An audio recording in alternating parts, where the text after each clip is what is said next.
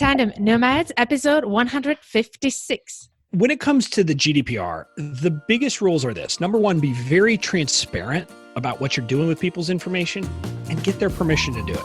If you follow those rules, you're going to be in good shape.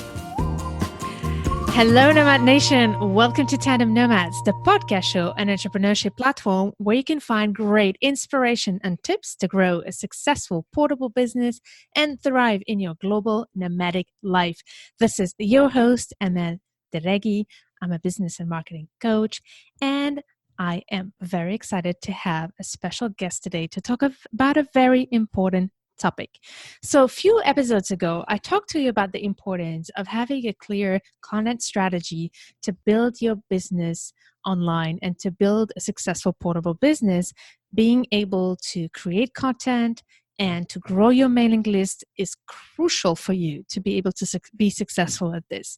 However, there are some legal parameters that you need to take in consideration, and one of the biggest one is called GDPR, which is the EU rule for any person who collects data online about people that can be as simple as their first name, their last name, and their email. So by law, you're going to have to follow certain rules. Otherwise, you might be in trouble. So I want you to check that episode that I put in the show notes of this episode about how to build your content online and your mailing list. But here, we're going to talk about the legal aspects with an amazing lawyer and one of the best I've known in this field who helps online entrepreneurs, Bobby Klinck. Bobby, are you ready for this ride? I am excited. I'm ready. And I love hearing that you did an episode about content and growing your list, because I tell everybody online they need to be doing that. So I'm glad you're preaching the same thing that I am. Oh, yes. And Bobby, you are doing also that. So let me introduce you, Nomad Nation, to who is Bobby. First of all, I know that a lot of you who are listening listen to every single episode. So I hope that you listen to the previous episode with Bobby, where we talked about all the legal stuff you need to think about in order to grow a portable business and an online business. So check it out. It's episode 154, tandemnomads.com/154. But on this episode, Bobby's going to share with us his great tips about GDPR. Bobby, introduce yourself. So I am a lawyer by training, but if you met me, you would not think that I'm a lawyer. I look, act, sound a lot more like an online entrepreneur because that's what I do. I found most lawyers boring. I was in a punk rock band in college. That's kind of tells you more about who I am than me being a lawyer. And so I started my online business, and I started it as a way of just helping people with the legal stuff and selling legal templates and giving away free training about the legal stuff, et cetera. And then in the process, I found that I really loved the business stuff too. And also that when I stepped into just being me, not being pretending to be lawyer man or anything like that, but just being Bobby, and, using my personality and my brand in my emails and everything else, people loved me. And so I've also started helping people. So I'm building an online business that's on the business side stuff. So I know exactly what online entrepreneurs go through because I am one. And so that's what I do. And that's who I am. And I hope I summed it up well enough there. Oh my God. You know what? I'm going to start doing that. I mean, why am I introducing people? I mean, the way you did it is just fantastic. And I need to preach for Bobby Nomad Nation. He's been so helpful in my business to be able to make it legally proofed. So, and in terms of GDPR, I do think that this whole it was in May 2018 when I did the first episode about GDPR. So if you want to know more about GDPR in general, I'll put the link on the show notes of this episode. But since May 2018, we have more clarity about it. We have more experience with it. So we can now have a bit more guidance, but there's still a lot of gray zones. I can see Bobby saying, oh, no. So there's still a lot of areas that are gray. But I think we still have a bit more practice than in May 2018. And I would love to have a bit more practical guidance as much as we can, Bobby, about it. So how about we start by simply saying, what are the main GDPR areas that we have to be aware of as an online entrepreneurs and the key responsibilities basically that we have to look at? Yeah. So look, I love GDPR and I'm one of the weird people. And I love it only because it really is what helped me rise to fame in the space that we're in. And I kind of, what happened was when GDPR was going to go into effect, I was building my online business and I was like, people kept asking, I was like, oh, let me go try to find a good training that I can send people to. And I would walk out of trainings and I was confused and I wanted to bang my head against the wall. And I'm like, and I'm a lawyer. How is anyone else going to do this? So I did what I tend to do. I read this 170-page law myself and came up with my own training, which people loved. And it kind of helped propel me. So I have a warm spot in my heart for it. But again, I'm not sure that you're right. Maybe it's gotten clearer, but at the same time, there's gotten to be more gray areas, maybe to our benefit as entrepreneurs, but at the same time, things that I thought were very clear from reading the law and everybody agreed with back then may not be true. So I'll say that. All right. But when it comes to GDPR, there's the other thing you need to understand is it's not a law about email marketing. It is a law about data privacy. And so a lot of the law has nothing to do with us. A lot of the law is more about the Googles and the Facebooks of the world and what they're doing with the data. And so the GDPR talks about processing data, not about like sending emails. So we have to kind of figure out, okay, well, what does that mean for us as entrepreneurs? And there's a couple of big points. Number one, it means that you can't collect, store, or even delete data about people that is a personal information without a lawful basis for doing so. And although there are multiple lawful bases, so one of them is if it's necessary for transactions. So obviously I can collect your credit card information when you buy something from me because I need that to actually process the transaction. But really for most data we collect, it comes down to consent. And that's why I said at the beginning, the most important thing is you get permission from people to use their information. So that's kind of the first big area is you need to have a basis for doing it and it's consent. Then the next big thing is if you collect information for one reason and tell people I'm only going to do one thing with it, you can't then do other things with it. So that's why you need to be very transparent in telling people what you're going to do with the data. And let's be specific a bit here what you're talking about. We're talking about the freebie. You're offering, for example, a free guidebook and offering for people to download it. And you can't just send them the newsletter without making it explicit. Okay, well, we're going to go through already. so it does have to be explicit. That we're clear on. You have to be very clear on that. But this is one of the gray areas. So at the time that the law went into effect, every lawyer that I talked to, every GDPR expert I talked to agreed on this one central thing. I could not say that here, get my freebie, and if you want it, click this box to consent to be on my marketing email list. I had to give you the option to download the freebie without joining my list. Everyone agreed on that. Now, some people thought if you said, well, join my email list and as a gift, I'll give you this, it's okay. But that was something that everyone agreed on. So you had to give people the option and the box couldn't be checked. You had to give them and you had to give them the freebie, even if they didn't want to be on your marketing list. That's where things have gotten kind of hazy lately. So I know there was an opinion issued by the EU, and I forget exactly what it is, but kind of an attorney who works within the EU authority about this thing that had to do with a lottery, I believe. And the point that this EU representative made is where you basically say, give me your personal information so that I can sell it to someone to market to you, and that will enter you in a lottery. The EU, this person who's kind of representing the EU said, that seems to be okay. And it's okay for you to require the consent because the whole purpose of you getting the information is to sell it. And I look at that and I say, well, that seems a lot like a freebie. But this was just an opinion by like a filing by some representative in the EU. Well, there was a German court that recently reached a very similar decision in a sweepstakes, which again, it was kind of one of those deals where you entered a sweepstakes and they were going to then share the data with, I think, 8 partners who could then market to you.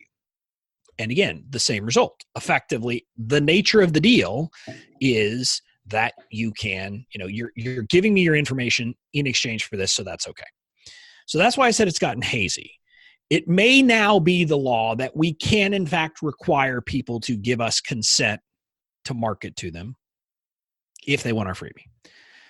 I still don't do that for people in the EU, but it may be the case. So that's why I have to say, I don't know what the law is. It seems like that's what the law ought to be. Because if you think about it, the whole purpose, the only reason I'm giving you the freebie is so that I can send you emails. And everybody knows that's the transaction. You're paying me for that freebie by giving me your email address. Yep.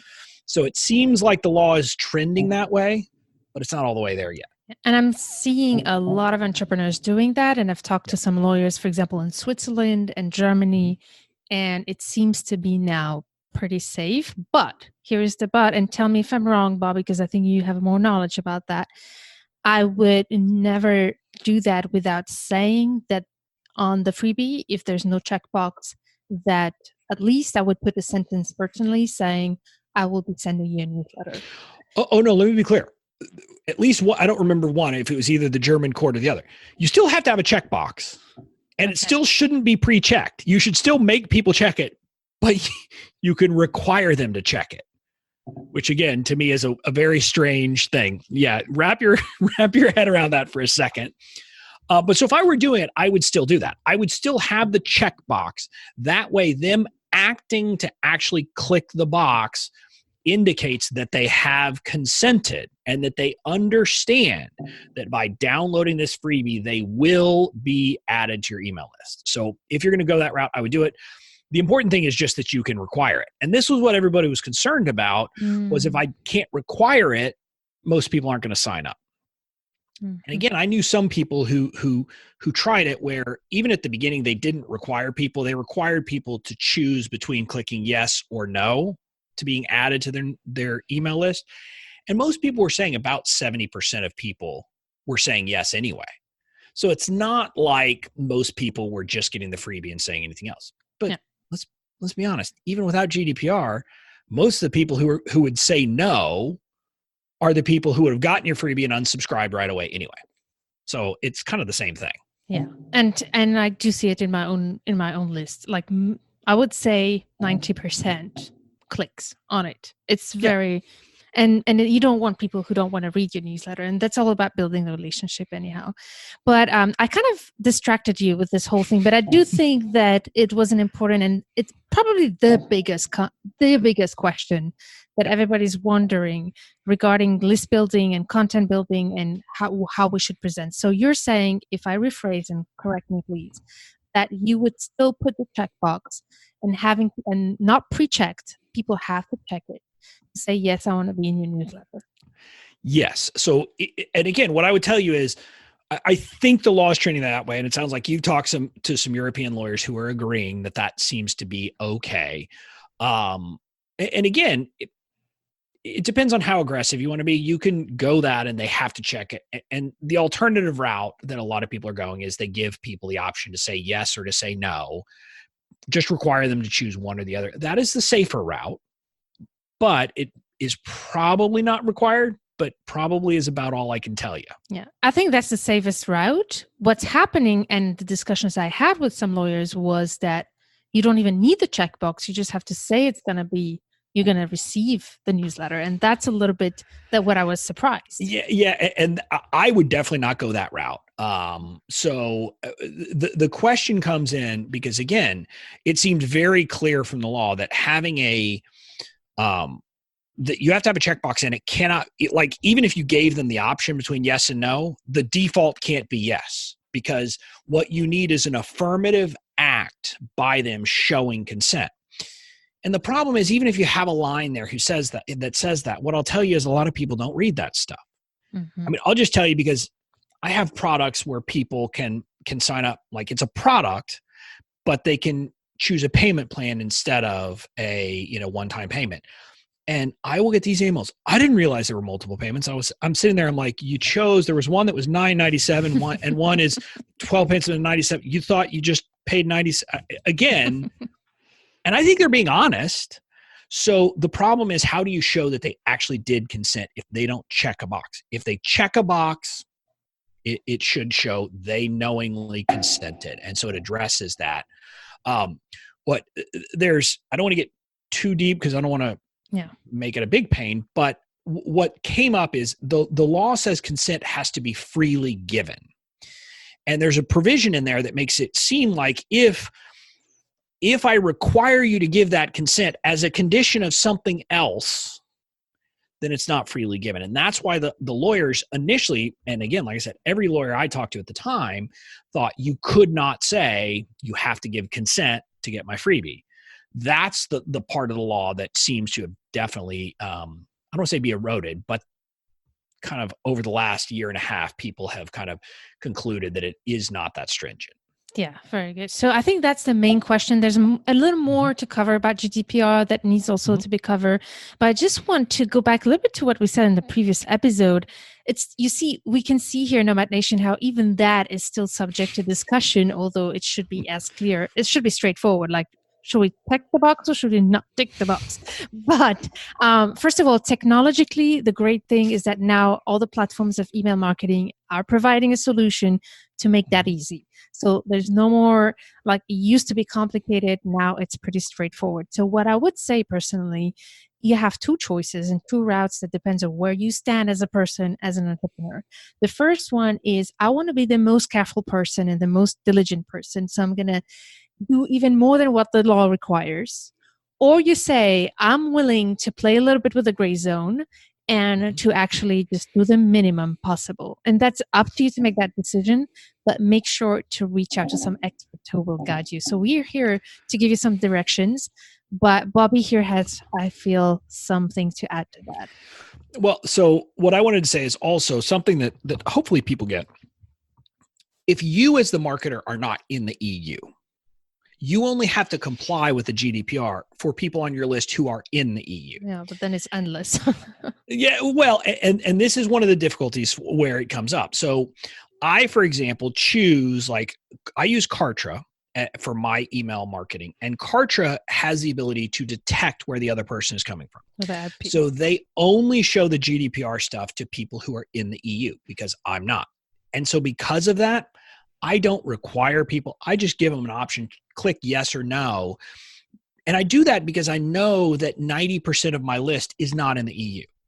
So I'm just saying, hey, if I only get 50% of the people coming from the EU to say, okay, that's fine because it doesn't affect my life. I would probably be one to push further into the gray zone if, number one, I was in the EU, or if almost all of my audience were in the EU, and so it mattered more. So that's another thing. Just as a business person, you have to make that determination based on where you are. And, again, it's one of those things. It's also like I'm probably the least likely to get in trouble because I'm not in the EU and don't really focus on the EU. But at the same time, it doesn't matter to my business that much. So I'm not going to push the line. That's a very good point. So what Nomad Nation, you need to know, and I'm going to be very straightforward about that one. I think everybody who's listening to to the podcast is and should be subject to GDPR because of the nature of our lifestyle and the nature of our work. There's the chances to have somebody on your list from the EU is super high, even if you're not in the EU, which leads us to who is subject to GDPR. And I think we covered it already in the previous episode. I don't want to repeat, but basically it's not because your business is not in the EU that you should not respect the EU. It's more about your audience. Where is your audience? That matters. And if you're trying to build a portable business, the chances are very big that your audience is subject to GDPR. So I'm going to skip that discussion, if you may, Bobby, unless there's something important you want to add to that one. No, not to that, but I do have to make a comment. Okay. I should have said this in my last thing. When you were talking about this, there's an irony because the GDPR requires us in how we disclose things to our users to be clear and not use legalese and make it very clear and obvious. And I can't help but think That's kind of funny since nobody even knows what the GDPR means. The lawmakers can't make the law clear, but we're required to make things clear. I just had to say that. You made me think about that a second Amen. ago. Amen and I had to that. comment. That's so true.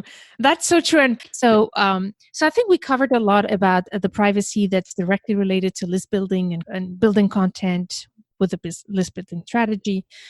What are the other things we should be aware? Because that's not the only thing we should know about when we have an online business, and we have to be careful of other things regarding GDPR. So the other big thing, we talked about it in the last episode. Part of what GDPR requires is that you have to disclose what you collect, how you collect it, what you do with it, who you share it with. And then also you have to tell people about certain rights they have, like the right to ask for you to destroy and delete all their data and some other things. And we do that through our privacy policy. So this is why on the last episode, I said that actually your privacy policy is one of the few legal policies or agreements that you are legally required to have. You just have to have it because the GDPR and some other rules require it.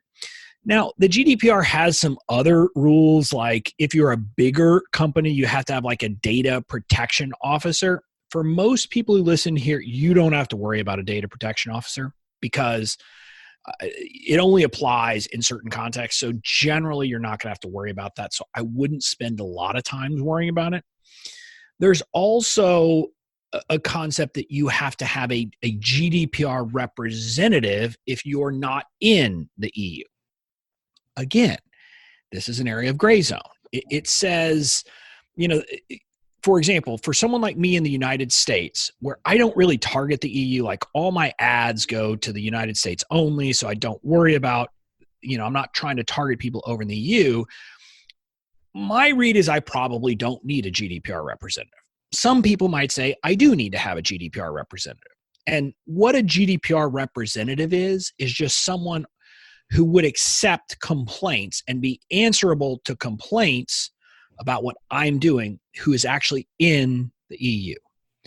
So there's that issue. And there are people who do this for a service. So if you're in the United States and you're familiar with the concept of a registered agent for a corporation, it's the same thing, but for the GDPR. So that's another thing you have to think about and make the decision about whether you need to do that. But it's not, if you're going to do that, you have to have a plan and explain to them how you're acting to protect privacy, et cetera. Other than that, it's really that you have to take reasonable steps to protect their data, which hopefully you should be doing, right? I mean, you should be using an email service provider that has that built in, and just being careful to make sure that you're doing the right thing. Yeah. So just to summarize a little bit, the key information here about the officer, It's not clear 100% who should have an officer, who not, but do you know who for sure has to have one? So, and again, I looked at this at the time, but so there's two different things. There's the representative and there's the data protection officer. Okay. So the data protection officer is something different. What I would tell you is, and I have to be honest with you, it's been a long time since I've looked at the actual law, but 99.99% of online entrepreneurs don't have to worry about it. It's a Facebook of the world who is collecting a ton of data. They're the ones who have to actually have an officer. Mm-hmm. But if you are, for example, a solo entrepreneur, or you're a solo entrepreneur with a contractor or two, you are not going to need a data protection officer. So don't worry about that. But the representative, that's the one that's a bit... Yeah. So the representative is different. And again, it comes down to if you target the EU. So like, let's say you do Facebook ads and you target everywhere, then you probably have to have a GDPR representative because you are actively soliciting traffic from the EU. And so you should have a GDPR representative, and you can search for it online and find people who will do it for you. If you do that, they are going to ask and require that you have I forgot what it's called, but like a data protection plan or something like that. And most of them will help you to do that. Will help you to, make sure they'll have a template that you could use to do that. But it's basically showing what you're doing and how you're taking steps to comply with the GDPR. So that would be the line I would say. If you're in the EU, you don't need a representative. You can be your own representative because you're there. If you're outside the EU, but you are actively targeting traffic from there, then you're going to need a Okay. GDPR representative. If you're like me and you're not actively targeting the EU, you probably don't need one. Mhm. If you want to be careful, you could go ahead and get one. But what I'll tell you is most entrepreneurs I know who are not in the EU and not actively targeting it have made the decision not, from a business perspective and a risk perspective, not You to made get a such GDPR. a clear explanation here to about like Bobby. This was super clear. And one final thing, it's not that difficult to find a representative. If you're, for example, outside the EU and have to do Facebook ads, get a representative. And that's not very expensive, to be honest with you. You can find it starts around 150 euros, for example. Yeah. So it's not a big deal. So on top of that, is there anything else besides the representative question that we should be aware of? So you actually were going to pose a question to me about cookies. And this is an interesting thing. People always ask, oh, are cookies like, do you have to have a cookie banner because of the GDPR? My answer is no, not because of GDPR. GDPR has one stray reference to cookies. And if you're listening to this and you don't know what a cookie is, I'm not talking about the ones you eat. I'm talking about the things that live on your web browser. You see, he's funny. Well, I think I'm funny. I don't know if I'm funny, but so there is, separate from the GDPR, there is in the EU something called the Cookie Directive.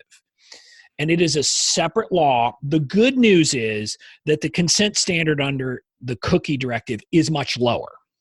So, and it applies, again, if you are actively targeting the EU. So there's some question whether I'm subject to it at all because I don't actively target the EU. So it's not clear that I have to comply with it. But what most people have done, and again, your privacy policy will talk about the fact that you use cookies, because almost all of us do. If you use plugins, if you have pixels, if you do things like that, you are putting cookies on people's browsers. But what most of us are doing, you put a little bar on the bottom of your website that says, we use cookies to, basically to track and to do other things. I've forgotten exactly what the language is. And then you put a button that says, by using this website, you accept it, and you click to accept it. Now, if you're in the EU, you may need to do some other things where you give people the right to opt in and opt out of cookies. If that's where you are, there's a resource called IUBenda, IUBENDA.com. They're a service that does privacy policies and things like that. They have cookie policies, and I like them. They're a big company, but I like them because, like me, when the GDPR craze was happening and everybody was trying to say, oh, you've got to have a cookie thing, and was trying to sell people cookie policies, they were one of the few that said, no, the GDPR doesn't require it, but there is this cookie directive. So you can look into them, and they can probably help you more with kind of dealing with the cookie issue, especially if you're in the EU. Fantastic. So Nomad Nation, we'll share all the resources of Bob and what he's mentioning on the show notes of this episode on tandemnomads.com/156. And one thing that Bobby does very well, and we mentioned in the previous episodes, it's helping you by taking away all the hassle figuring it out, by providing you templates that you can adapt to your situation. And he does that with some video tutorials. So if you want to learn more about Bobby's templates, you want to check that out on tandemnomads.com/156. And I will put also my affiliate link to Bobby's website there if you want to check it out.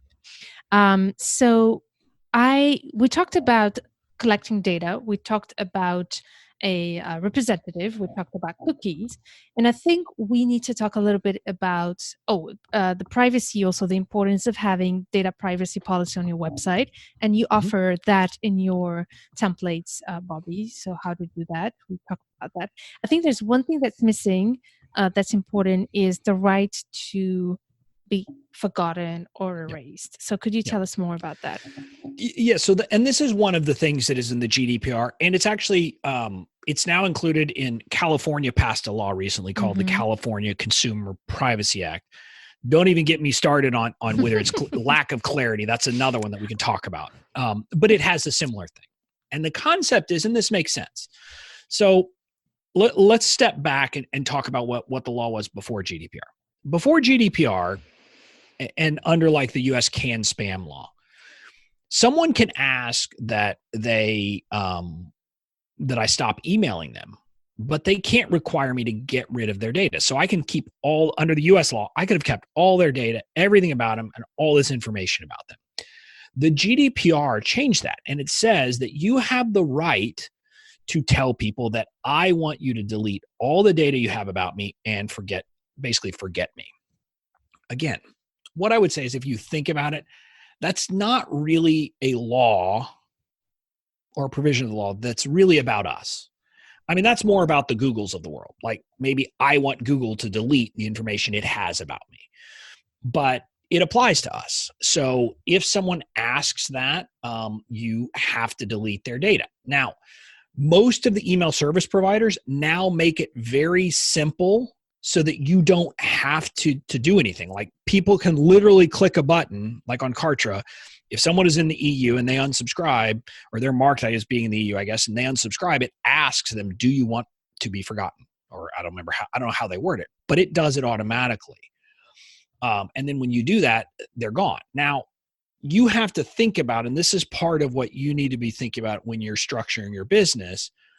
If someone makes that request, you need to make sure, is there anywhere else that I have stored their data? Is there anywhere else where I've moved their data and I'm keeping it in, say, a spreadsheet over here, or I put it into a Facebook thing over here?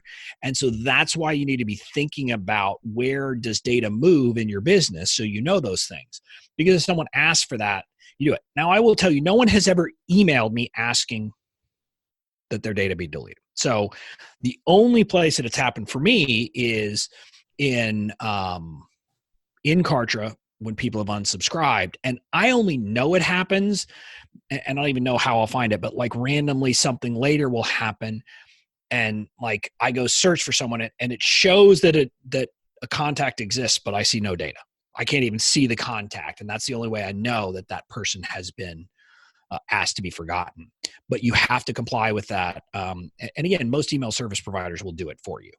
Okay, that's good. And how about those who don't apply to be deleted? I think there's some homework to do there as well, to keep up with that data. And I even heard of what is called re-engagement of consent, something like that. What's the status there? So here's the part of the thing is, the GDPR says that you won't keep data about people longer than necessary, whatever that means. I don't know what that means, but so the question is, what do you do with people who unsubscribe, who say, I don't want to get your emails anymore? Now, my view is, if I gave them a right to say, delete my data, and they didn't, I don't have to worry about it. I don't have to spend a lot of mental bandwidth on it. It's probably good for your own, for your own practices, partly because most email service providers charge us based upon the number of leads we have in our system. And depending on which one, some, if they're not active, won't charge you, but others will. And so if you have a bunch of dead weight, inactive leads on your list and you're paying for that, there's no reason to do that. So go ahead and delete it. Just be careful, and especially if you're using an all-in-one system. And this is why I have to be careful, because my email list is the same place as Kartra, which means that if I have someone who has signed up, and candidly, if someone does, hasn't looked at a free membership I have in 6 months, and they've unsubscribed, I don't worry too much about removing their data. It comes into, like, I have some paying customers who, paid to buy a product from me, but then have unsubscribed. Well, I've got to keep their data so that the system knows they have access. But generally, you should try to sort through those things periodically and just go ahead and delete those people. But while we're talking about it, I will talk about one thing that you need to be thinking about. If you're using your list for Facebook advertising, you are required to by Facebook's terms to update that list. So if people unsubscribe, you're supposed to take them off of the list that you have uploaded to Facebook to target ads to. So that's one very concrete thing you need to be doing. Interesting. So wow. Okay. So that means that we're going to have individually to check is there technology that allows to do that, or this is insane? No.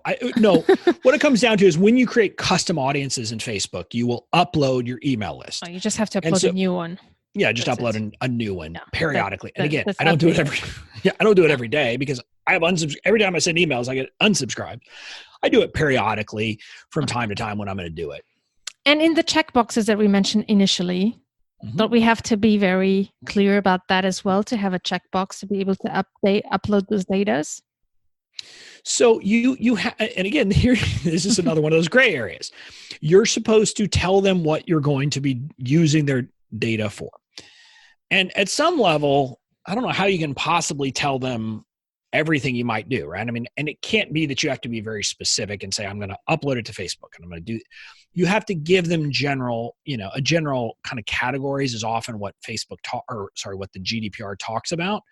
So I will say things like, I am going to use your information to, to target marketing offers to you and to, target the offers I make to you. And so I say things like that. Again, what's required, because it doesn't say. And again, this is where the problem is, because GDPR isn't specific about list building, we're having to kind of look at the rules and try to understand how it applies to list building. Yeah. So I have two checkboxes. The first one is for the newsletter, and the second one is for social media. I say, I agree to receive the newsletter. That's the first checkbox. And the second one, I agree to receive free resources and offers on social media. Yeah. And I don't do a separate one for social media. That would give you more protection. And again, the other thing, I definitely don't worry about that anymore because Facebook is taking care of it somehow on its own. Yeah. So they rolled out this feature a while back where you can literally, like, you can account wide go in and say, I don't want you to use anything I do off of, here to target ads to me. So you can do that all within Facebook. And so I think we're probably okay there. All right. And is there I think we covered a huge spectrum of the important things of what has to be covered.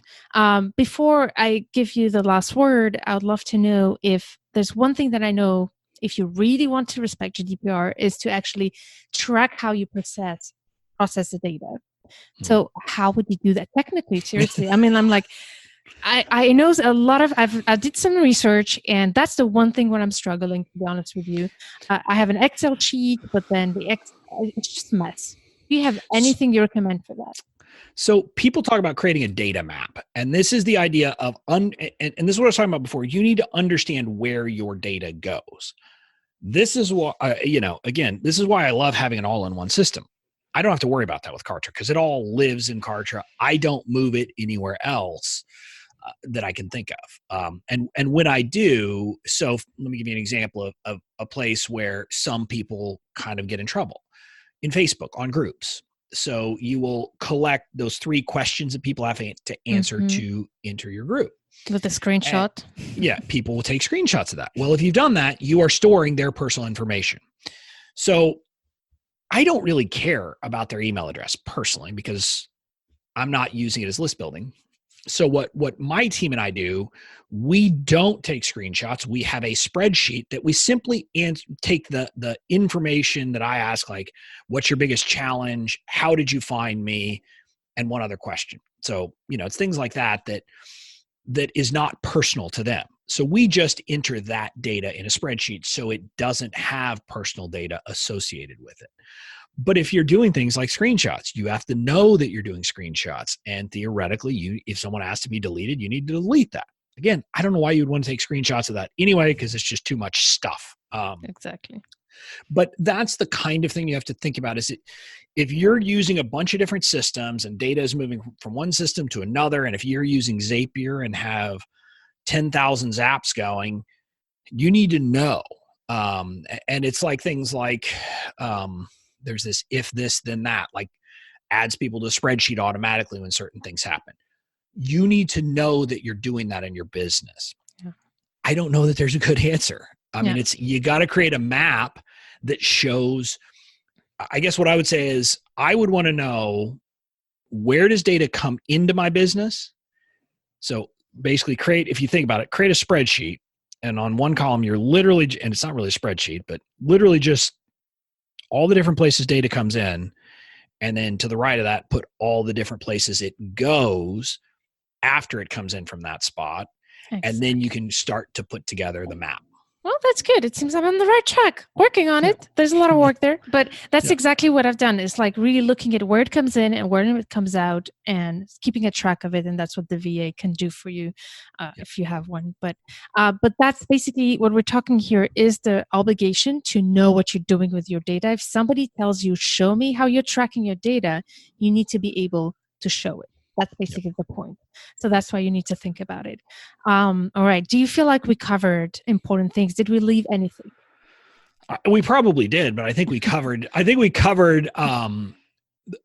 covered enough that people know what they need to know. Exactly. So.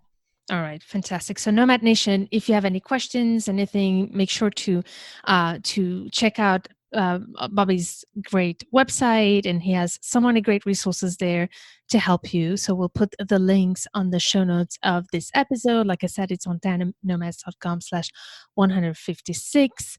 And I want to thank you, Bobby, because we can see you do it out of your heart, and you're not counting your time here. You really try to go as deep as possible and help us.